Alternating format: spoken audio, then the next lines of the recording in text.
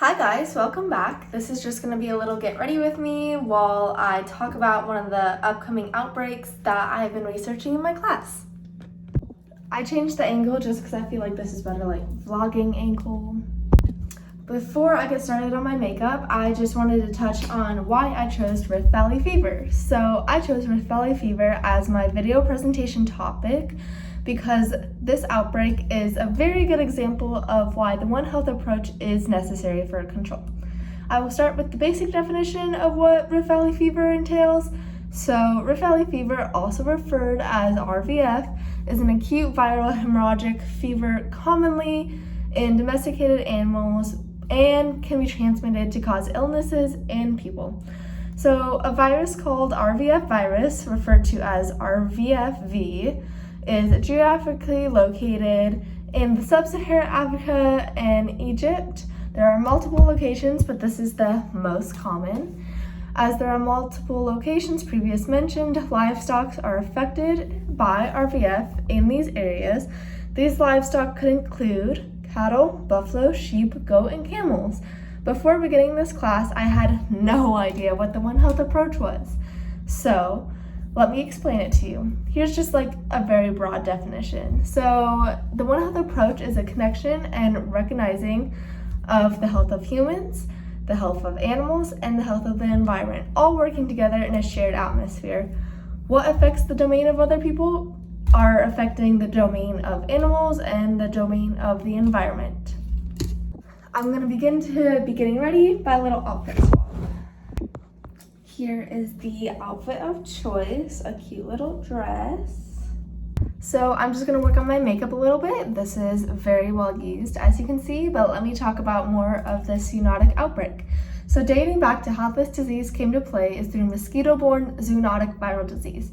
Many do not know the true definition of zoonotic, so I will define it for you if you want a clear understanding. So zoonotic can be defined as an infectious disease that is transmitted between species, more commonly from animals to humans, but also from humans to animals. Rift Valley fever can cause a high mortality rate in both humans and animal populations.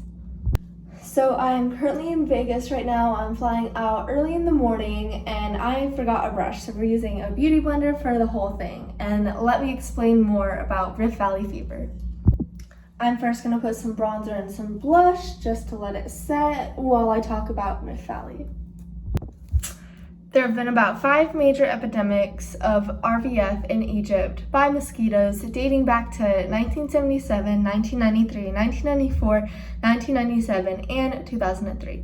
The reoccurrence of outbreaks has been because of lack of routine surveillance, but this is a topic covered later in this video.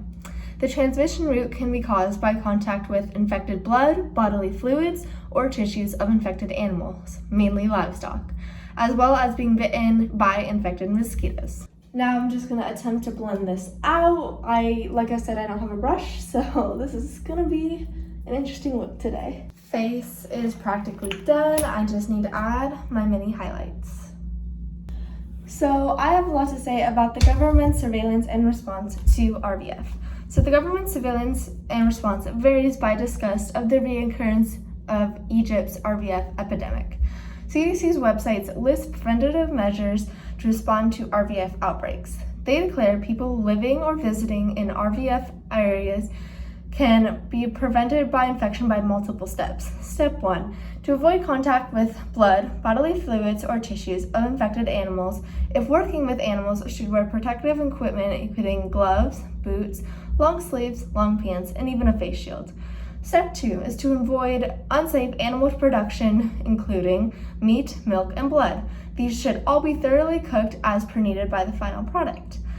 Step 3, finally, to protect yourself against the mosquitoes and other blood-sucking insects using repellent and bug nets. Also wearing long sleeve shirts, long pants to cover any exposed skin.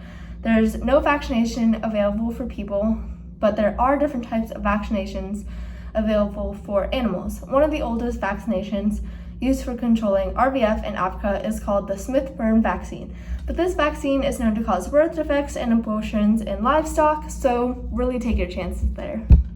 I normally do brows earlier, but I forgot to do them, so I am just gonna quickly fill them in. I have pretty blonde brows, so I don't like to do much so it doesn't look too weird. Now that brows are done, I'm just gonna add some of my favorites of eyeliner and glittery liquid eyeliner. I'm gonna do these off camera because every time I do them on camera, I somehow mess up. I am almost done with my makeup, just like I have a little bit more to talk about Rift Valley fever.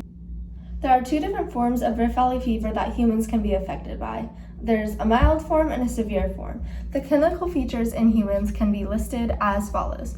For the mild form, an incubation period of 2 to 6 days, feverish symptoms, and flu-like fever, muscle pain, joint pain, and a headache.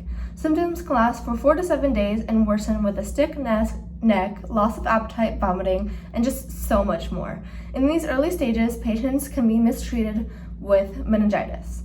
The severe form is only a small percentage of patients, but have 3 individual forms in itself. The individual features of this form include ocular, with lesions on the eyes. The next is intense headaches, memory loss, vertigo, and a coma. The last form of the severe form includes liver impairment, signs of hemorrhage, and can even become fatal.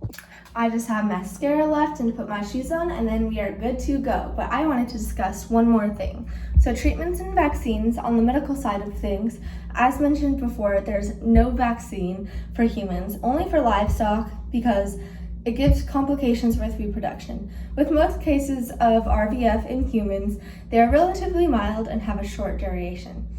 With more severe cases, only treatment would be general supportive therapy. Like I mentioned, there's no vaccine for humans, but there is an inactive vaccine that is used for livestock that would be used for humans, but it is not licensed or commercially available. Closing up, I just wanted to say that it's important to recognize when you could be at risk of Rift Valley fever, as well as knowing the One Health approach for not only RVF, but also any other pathogen that can cause an outbreak. Besides that, I am all done with my Get Ready With Me. I hope you have an amazing day, because I know I will.